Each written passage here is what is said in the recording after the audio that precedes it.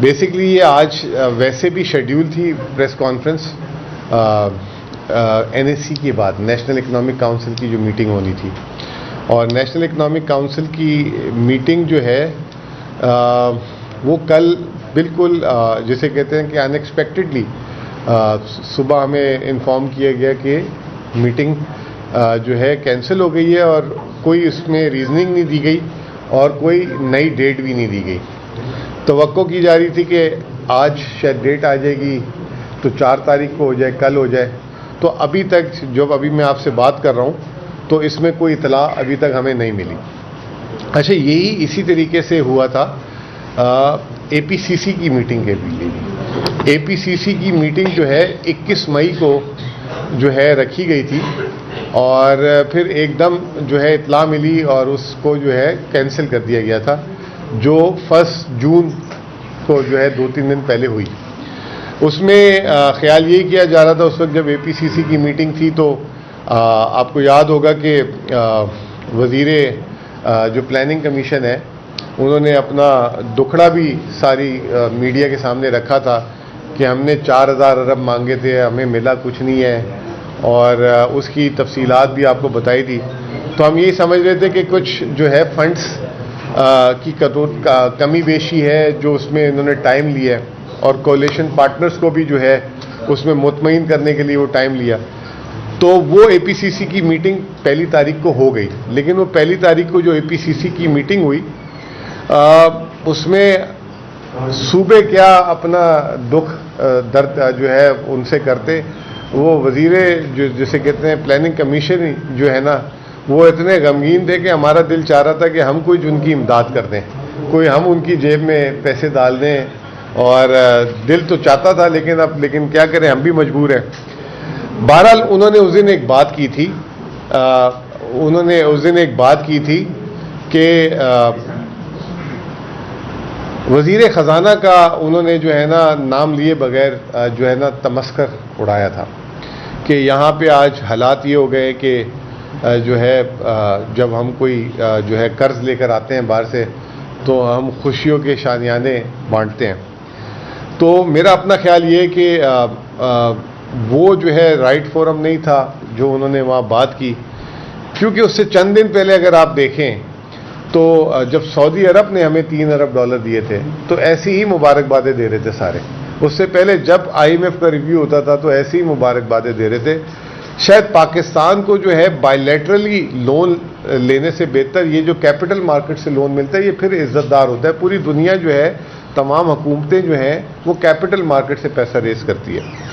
वो एक अलग बात है कि ये जो कैपिटल मार्केट से भी हमने जो पैसे रेस किए हैं वो एक एशियाई तरक्याती बैंक जो है उसने उसकी गारंटी दी थी, और वो एक मार्केट ने अपने रिस्क पे नहीं दिया, एक उसके पीछे हमारी एशियाई तरक्याती बैंक ने उसकी गारंटी दी। बहरहाल ये चीज़ थी। अब जो ये आज क्यों नहीं एनएसी हुई और बजट क्यों आगे चला गया, ये एक बड़ा तशवीशनाक किस्म का जो है एक वो है, और मार्केट में अनसर्टनिटी है। आज स्टॉक मार्केट भी हमने देखा उस अनसर्टनिटी में थी, आप सारों ने इसको रिपोर्ट किया। तो ये समझ ये आ रहा है कि हुकूमत जो है इस वक्त बजट बनाने में जिसे कहती है कि हुकूमत से बजट नहीं बन पा रहा। मैं मतलब आसान अल्फाजों में ये बोलूं कि हुकूमत से बजट नहीं बन पा रहा। एक तरफ हुकूमत को जो ओवर कमिटमेंट कह लें कि IMF के साथ किया है रेवेन्यू का, वो जो है सर पे तलवार है, और दूसरी तरफ इखराजात में भी जो है उनके जो कोलिशन पार्टनर्स हैं वो कोई भी इनके साथ जो है साथ खड़े होने के लिए तैयार नहीं है। मैं आपको एक छोटी सी चीज़ बताना चाहता हूँ कि पिछले दिनों हमारी एक मीटिंग हुई जिसमें ये कहा गया कि सूबे जो है अब टैक्स कलेक्शन में जो है अपना हाथ बटाएं वफाक का, क्योंकि अब हमारे पास जगह नहीं है। तो सूबों को जो है 430 अरब रुपए कहा गया कि आप जो है इजाफी टैक्स जमा करें। तो सूबों में जो है तकरीबन हर सूबों ने यही कहा कि हमारे पास ऐसा कौन सा टैक्स है जिसको हम लगाकर जो है ये 430 अरब रुपए आवाम से जमा करें, क्योंकि सारे टैक्स अगर सेल्स टैक्स और सर्विसेज के अलावा हटा के देखे जाए तो वो तो वफाक के पास है। तो उस पर एक जवाब यह है कि आपके पास एग्रीकल्चर इनकम टैक्स भी है और प्रॉपर्टी टैक्स भी है। प्रॉपर्टी टैक्स की जो है उन्होंने मिसाल दी कि जी इंडिया के चंद एक शहरों की लिस्ट लगाई, जैसे अहमदाबाद, हैदराबाद, मुंबई, बेंगलोर वगैरह, और पाकिस्तान के 4 शहरों की लिस्ट लगाई। तो आपको हैरत होगी कि प्रॉपर्टी टैक्स पर कैपिटा में जो FBR ने उस दिन डाटा शेयर किया था उसमें पेशावर में सबसे ज़्यादा टैक्स कलेक्ट होता है। ये जो है आप सारों को हैरत होगी। नंबर 2 पे जो है लाहौर और नंबर 2 पे कराची, नंबर 3 पे लाहौर था। इसके अलावा कोई पाकिस्तान का सिटी जिसमें हम बड़े बड़ी इंडस्ट्रियल सिटीज़ भी हैं, हमारे गुजरावाला है, फैसलाबाद है, रावलपिंडी है, कहीं पे इनका नामो निशान तक नहीं था। तो ये जो है उस वक्त ये जो डिमांड की गई, तो मेरा अपना ख्याल ये है कि सूबों की तरफ से उस पर क्या रिस्पॉन्स आता है आई डोंट नो। हमें भी जो है कहा गया कि आप 60 से 65 अरब रुपए पिछले साल से, पहले उस मीटिंग में कहा गया था 35 अरब रुपए इजाफी, लेकिन बाद में जो एक हमें कम्युनिकेशन हुई कि 60 से 65 अरब रुपए आप इजाफी टैक्स जमा करें। मैं ये समझता हूँ कि जिस सूबे की जितनी अच्छी ओन सोर्स रेवेन्यू कलेक्शन होगी उससे अच्छी बात नहीं है। मैं मतलब उस 60 या 65 अरब रुपए को ऑब्जेक्शन नहीं करूँगा, अल्लाह करे मैं 130 अरब रुपए जो है जमा कर लूँ। तो वो जो है उससे तासुर क्या मिला कि जब हमें मीटिंग में 35 अरब बताया गया और बाद में ख़त 65 अरब का आया, तो लाजमी बात है कि कोalition पार्टनर ने पीछे जाके लड़ाई की होगी, तो वो जो है हमारा टारगेट को जो है उस तरीके से बढ़ा दिया गया। दूसरी तरफ हुकूमत आपके सामने जो टैक्स के हदफ है बुरी तरीके से इस साल नाकाम हो गई। 1300 अरब रुपए की जो है बातें हो रही है, 13,000 अरब की, कि अगर ये हो जाए तो ये भी मौजूदा होगा, क्योंकि आखिरी महीने में बहुत बड़ी कलेक्शन है और जो मईशत की सुसरवी है वो सबके सामने है। और अगले साल जो हुकूमत को टैक्स के जो नए टारगेट मिला है उस टारगेट को भी हुकूमत इस वक्त परेशान है कि कहाँ पे एडजस्ट करें।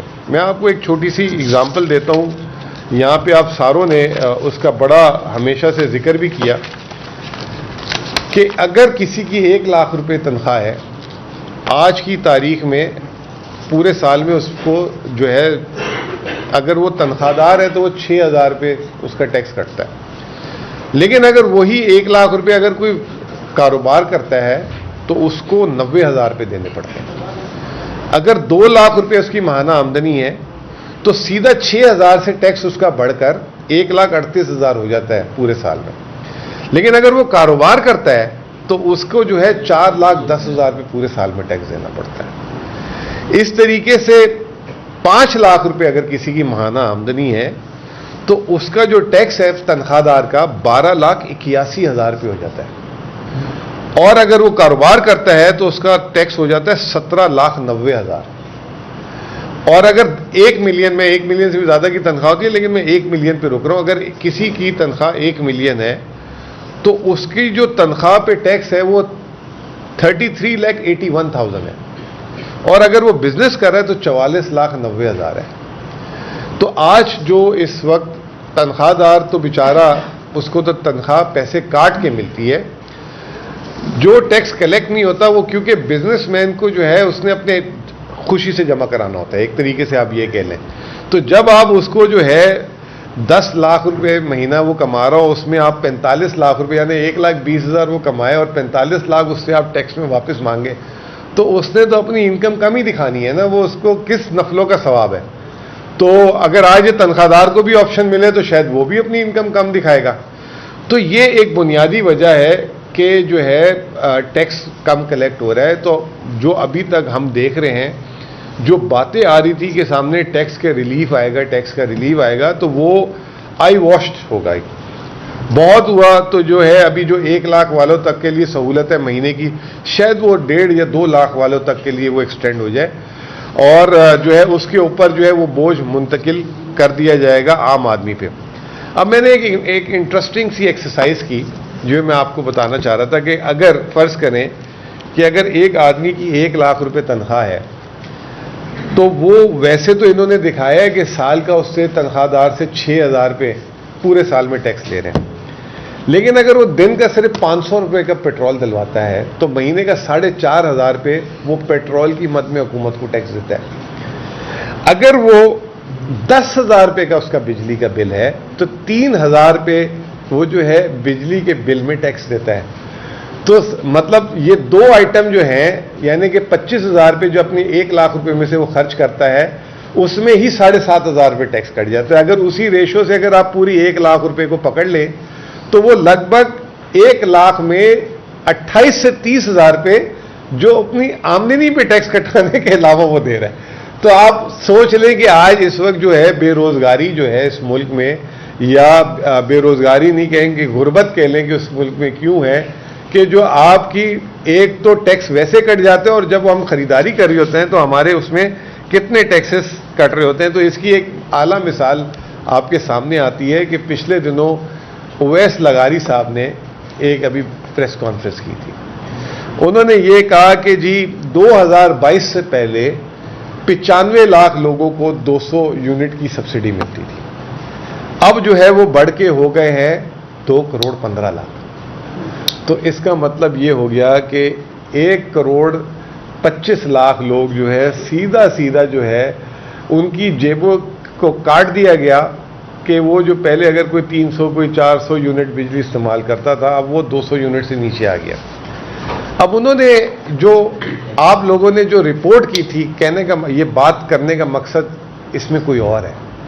जो आप लोगों ने रिपोर्ट की थी कि अगले बजट में IMF ने कहा है कि 200 यूनिट वाले की सब्सिडी विड्रॉ करें, तो ये उन्होंने इनडायरेक्टली उस प्रेस कॉन्फ्रेंस में कर दी। मैंने अभी आने से पहले उसको 2 घंटे पहले पूरी 9 मिनट की उनकी तकरीर को गौर किया।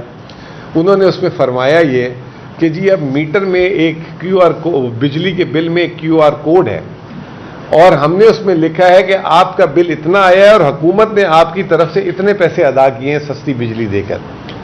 लेकिन अब आप फौरी तौर पे इस QR कोड से अपने मीटर को रजिस्टर करें इसमें शनाख्ती कार्ड नंबर के साथ। अब उन्होंने ये कहा है कि अगले बजट में हर एक का जिसका 200 यूनिट से नीचे बिजली का बिल होगा उसको ये सब्सिडी नहीं मिलेगी, जो रजिस्टर कराएगा वो उसको जो है ये सब्सिडी मिलेगी। और ये उन्होंने इशारा दे दिया है। तो जो आप लोगों की खबर थी वो बिल्कुल ठीक थी। अब ये जो है जो रजिस्टर कराएगा उसको मिलेगी, तो मुझे खदशा ये है कि उनको भी ये बेनज़ीर इनकम सपोर्ट प्रोग्राम में डाल देंगे और कहेंगे ये कि जी जो IMF ने कहा है ना कि जी 5,000 या 6,000 बेनज़ीर इनकम सपोर्ट प्रोग्राम में बढ़ाएं, तो ये जो है बेनज़ीर इनकम सपोर्ट प्रोग्राम में इसको जो है लेकर चले जाएंगे। तो उन्होंने ये कहा कि उनके मुताबिक इस वक्त जो है 20 लाख लोगों ने रजिस्टर करा लिया, यानी कि 2 करोड़ 15 लाख लोगों में से 20 लाख लोगों ने रजिस्टर करा लिया है। और जो बिजली की सब्सिडी है वो कह रहे हैं कि इस साल हमने 830 अरब रुपए मांगी है। तो इन्होंने मांगी नहीं है, असल में इन्हें वजारत ख़जाना ने जो है 830 अरब रुपए का हदफ दिया है, जो आज से 1 साल पहले 1287 अरब रुपए थी। तो एक आवाम को जो है मैं कहने का मतलब ये है कि तैयार करना चाह रहा हूँ कि वो जो है तैयार हो जाए कि अब बिजली का बम भी उन पे गिरने वाला है जो 200 यूनिट से कम इस्तेमाल करते थे। अब आप आ जाए, जो अब अगली खबर है वो ये है कि कहा यह जा रहा है कि सूबों को कि अगले बजट में आप फर्टिलाइज़र के लिए सब्सिडी रखें और फर्टिलाइज़र के लिए रखें, और उसमें जो है DAP की बात की गई है कि ये ईरान जंग की वजह से, इसमें मैं ज़रूर ये कहूँगा कि हो सकता है ये जंग की वजह से, क्योंकि दुनिया में फर्टिलाइज़र महंगा हुआ है, तो एक इंटीमेशन दी गई है कि ये बहुत महंगी हो जाएगी। अगर वो चाहते हैं कि फार्मर उस DAP को इस्तेमाल करे तो वो जो है सूबे वो जो है फ़र्क अदा करें। तो फिगर ये जो मुझे बताया गया है कि पंजाब को 55 अरब रुपए कहा गया है कि जो है फर्टिलाइज़र के लिए सब्सिडी रखें, क्योंकि हमारी एग्रीकल्चर बेस छोटी है तो हमारे लिए 2 अरब रुपए। तो अगर फ़र्ज़ करें कि फर्टिलाइज़र महंगा होने जा रहा है तो जो है उससे खाने पीने की अशिया जो है, जो हुकूमत ने 8.2% अगले साल के बजट का इन्फ्लेशन का टारगेट रखा है, वो जो है उसके साथ मतलब महंगाई के साथ क्या होने वाला है, उसका छोटा सा मैं आपको अभी ट्रेलर अभी सुना देता हूं। आपको याद होगा कि गंदम जो है इस साल जब आई तो फैसला किया गया कि 3,500 रुपये गंदम का रेट रख दिया जाए और 3,500 के हिसाब से जो है सूबाई हुकूमतें वफाकी हुकूमतें प्रोक्योरमेंट करेगी। अब तक तीनों सूबाई हुकूमत जो है एक दाना भी गंदम प्रोक्योर करने में नाकाम रही है। और अभी सीज़न की इब्तिदा है, ये अभी मैं आने से पहले हमारे जो फूड सेक्रेटरी है उनसे जो है गंदम के रेट लेकर आया हूँ। इस्लामाबाद में इस वक्त चल रहा है 10,550 रुपये 100 किलो का रेट। लाहौर जिसका फेम ऑफ क्लेम ये था कि 12 रुपये की रोटी और हमने वो किया हुआ है, वहाँ पे रेट चल रहा है 10,250 जो मन में बनता है 4,100 रुपये। कराची में रेट है इस वक्त 10,950 जो मन में रेट बनता है 4,380 रुपये।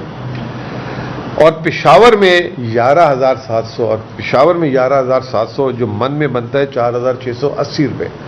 पेशावर में इस वक्त पूरे पाकिस्तान में सबसे महंगी गंदम है और उस गंदम की महंगी होने की वजह यह है कि पंजाब से हमें गंदम की तरसीलात नहीं आने दी जा रही और जो ट्रक वहाँ निकलता है वो लाखों रुपए वहाँ की चेक पोस्टों में पैसे दे रहे हैं। वहाँ पे चेक पोस्टों पे लाखों रुपए की आमदनी लग रही है। अभी पिछले दिनों हमारी मुलाकातें भी हुई, वज़ीर आज़म ने कमेटी भी बनाई, 2 मसाइल थे, एक CNG का वो हल हो गया, उनकी मेहरबानी। गंदम का मसला अभी तक पंजाब हुकूमत गंदम नहीं निकलने दे रही, लेकिन मज़े की बात यह है कि उन्होंने ज़िला बंदी भी की हुई है तो वहाँ पंजाब में जो है गंदम की रेट को आग लगा हुआ है। और वो उन्होंने ये कहा कि जब हमारी बहस हुई उनसे, उन्होंने ये कहा कि हमारे जो सूबे में रावलपिंडी में भी रेट जो है लाहौर से और मुल्तान से ज़्यादा है। मुल्तान में इस वक्त रेट है 9,800 रुपये 100 किलो का और रावलपिंडी में रेट है 10,500 रुपये का। तो उन्होंने कहा अगर रावलपिंडी से 10,500 का है तो अगर उसमें आप किराया लगाएं तो आपको भी 11,000 का तो आपका भी हो जाना चाहिए। तो ये इनकी अपनी एडमिशन है। तो इस वक्त जो गंदम की जो सूरत हाल है और इट्स जस्ट 2 मंथ्स, अब आपकी अगली फसल आने में तकरीबन 9-10 महीने हैं और कोई हुकूमत की तरफ से बयान नहीं आ रहा है इस पे, ना कोई इंपोर्ट की बात हो रही है ना कुछ हो रही है। और अगर ये जो अभी आपसे DAP की खुदा न खास्ता बात की है उसके बाद जो है वो क्या होने वाला है अगले बजट में, तो क्या रिलीफ मिलेगा क्या नहीं मिलेगा ये आपके सामने मैं रखना चाहता हूँ। अब सर आ जाए ये जो बजट, वापस मैं उसी असल मुद्दे में आऊँगा कि ये बजट क्यों लेट हुआ। वो जो एक मशहूर फिक्रा था ना, मुझे क्यों निकाला, तो अब ये नए फिक्रा आ गया कि ये बजट क्यों लेट हुआ। जो हमें लगता है कि एक तो ये कि हुकूमत बजट बनाने में जो है उसको बहुत मुश्किलात हैं। एक तरफ IMF है, एक तरफ जो है उनके कोalition पार्टनर हैं, एक तरफ अपनी अवाम में पजीराई है। कोalition पार्टनर्स जो हैं कहीं से भी जो है हुकूमत को जो है रिलीफ देने के लिए तैयार नहीं है। आपके सामने आप सारू ने कवर भी किया, जो तरक्याती बजट 1126 अरब रुपए रखा उसमें 225 अरब रुपए तो सिर्फ बलूचिस्तान की एक सड़क के लिए, ठीक है जी। फिर उसके बाद खुद एहसन इकबाल साहब के फिगर है 87 अरब रुपए कोalition पार्टनर्स की स्कीमों के लिए। फिर जो है SDGs, फिर वही जो MNAs के लिए जिसको आप अक्सर जिसका आप लोग जो है जो डालते हैं, 70 अरब रुपए उसके लिए रखे हुए हैं, ठीक है जी। और वो कहते हैं एहसन इकबाल साहब अब मेरे पास 591 अरब रुपए बचते हैं जिसमें मैंने रुपी कवर भी देना है, जो फॉरेन लोन के प्रोजेक्ट्स हैं उसके लिए उन्होंने 165 अरब रखे हैं। तो वो कहते हैं कि जी मेरे पास तरक्याती इखराजात में कोई बजट में जगह नहीं है। आपको मैं बताऊं कि शर्मनाक बात क्या है, 1,126 अरब रुपए के बजट में खैबर पख्तूनख्वा के लिए रखे हैं 2.2 अरब रुपए। खैबर पख्तूनख्वा शायद मेरे ख्याल से बलूचिस्तान से माली तौर पे बेहतर होगा या थोड़ी सी वहाँ पे इकॉनमी बेहतर होगी, लेकिन कहीं से भी पंजाब और सिंध के मुकाबले में नहीं है। बलूचिस्तान के लिए 225 अरब रुपए और खैबर पख्तूनख्वा के लिए 2.2 अरब रुपए। पंजाब का जी वो 7-8 अरब रुपए बताते हैं। लेकिन सिंध के लिए जो है, मैं अभी भी इसमें आपको एक नई चीज़ बताता हूँ है क्या। सिंध के लिए भी जो है तकरीबन 150 अरब रुपए से ऊपर रखा है। तो 710,000 अरब रुपए जो इनका थ्रो फॉरवर्ड है, ये 786 स्कीमें पूरी, उसमें खैबर पख्तूनख्वा की 6 स्कीमें। तो मैंने ये सवाल उठाया कि अगर ये 6 स्कीमें चलें, साल 2 साल बाद अभी 2.2 अरब दे दिए और करके पूरा कर देंगे, तो आपने तो खैबर पख्तूनख्वा को पीएसडीपी से बाहर ही कर दिया। उसका जवाब ये दिया कि आपको तो पता है ना, हमने फैसला किया कि अब सूबाई स्कीमें ख़त्म करनी। तो आहिस्ता आहिस्ता करके मैंने कहा जी 786 में 6 ख़त्म करके 780 जिंदा और सारे सूबों की।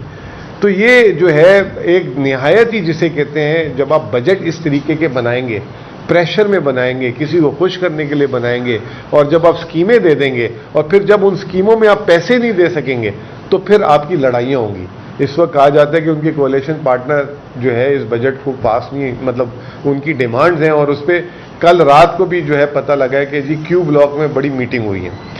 अब आप परेशानी की बात ये देखें कि क्यू ब्लॉक में एक पार्टी से मीटिंग होती है और उसकी जो है चीज़ों को अकोमोडेट किया जाता है, और दूसरी तरफ ये पूरा मुल्क है। तो ये निहायत ही जिसे कहते हैं परेशानी की बात है। दूसरी चीज़ ये कि आज से कुछ 4-5 महीने पहले बड़ी इमरजेंसी मीटिंग की गई थी कि जी अब इंडिया के साथ हमारे ताल्लुकात ख़राब हैं, हमें जो है कोई हमारे वो वाटर इंफ्रास्ट्रक्चर को जो है वो नुकसान पहुंचा सकता है, तो अब हमें जो है अपने पानी के डैम्स और ये वो इन पे काम करने की बड़ी ज़रूरत है, ताकि जो है ये हम उस थ्रेट से बचें। वो अगर आप उस मीटिंग को सुन लेते तो मतलब आप परेशान हो जाते कि जी मतलब वाकई में इस वक्त कितनी सारे काम छोड़ के जो है इन डैमों के और इन पे करना चाहिए। इस बजट में आप देख लें कि उसको जो है 10% भी जो है डेवलपमेंट का नहीं दिया गया वापस से। सड़कों को अभी भी 264 अरब रुपए, NHA के लिए 264 अरब रुपए रखे गए। बलूचिस्तान की मैं कहता हूँ अल्लाह ताला उनको, मतलब मैं बलूचिस्तान खुदा ना खासा उसकी मुखालफत नहीं कर रहा, उनका हक उससे कहीं ज़्यादा है। उनको सड़क के लिए 225 अरब रुपए दिए, जहाँ पूरे मुल्क की वाटर सिक्योरिटी, फूड सिक्योरिटी और ये तमाम चीज़ों के लिए आप जो है बातें तकरीरों में बहुत लंबी लंबी करते हैं, और अमली तौर पे आप देखें आपने जो है क्या रखा है डैम्स के लिए। तो ये आप खुद अपने आप को धकेल रहे हैं उस तरफ, और आपका इस वक्त जो फूड इंपोर्ट बिल है उसका भी आप अंदाज़ा लगा लें कि ये क्या है। तो दूसरी चीज़ मुझे लगता है कि ये इनका वहाँ पे कंसेंसस नहीं हो रहा। तीसरी चीज़ जो सबसे अहम है जो मुझे लगती है कि वफाक जो है राज़ी नहीं है अपने 42.5% शेयर पे, जो 42.5% डिविजिबल पूल पे आता है। एक तो वफाक की कन्विक्शन नहीं है कि इस साल जो उन्होंने पेट्रोलियम लेवी में कमाया और स्टेट बैंक प्रॉफिट में कमाया है, उनकी कन्विक्शन नहीं है कि शायद स्टेट बैंक प्रॉफिट उस तरह वापस से उनको मिले, तो उनको सिर्फ पेट्रोलियम लेवी पे गुजारा करना पड़े। और हो सकता है कि अगर पेट्रोलियम लेवी में अगर स्टेट बैंक प्रॉफिट अच्छा नहीं रहा तो पेट्रोलियम लेवी ही वापस जो है उसको वापस से जो है उसको इस्तेमाल किया जाए बढ़ाने के लिए। तो वफाक जो है इस वक्त जो है कंफ्यूज है कि आया ये बजट जो है 42.5% डिविजिबल पूल की आमदनी और उस पर करना है कि नहीं करना। शायद ये भी एक वजह हो सकती है बजट डिले होने की। और उसमें आपको पता है कि जो 2 मेन स्टेक होल्डर हैं उस चीज़ में वो हैं सिंध और पंजाब, क्योंकि सिंध को और पंजाब को मिलाकर जो है तकरीबन 77% NFC का मिलता है, तो 9.09% मिलता है बलूचिस्तान को, और हमें मिलता है 14.62%। तो ये 77% वाले, और इत्तेफाक देखेंगे ये हैं भी वफाकी हुकूमत का हिस्सा।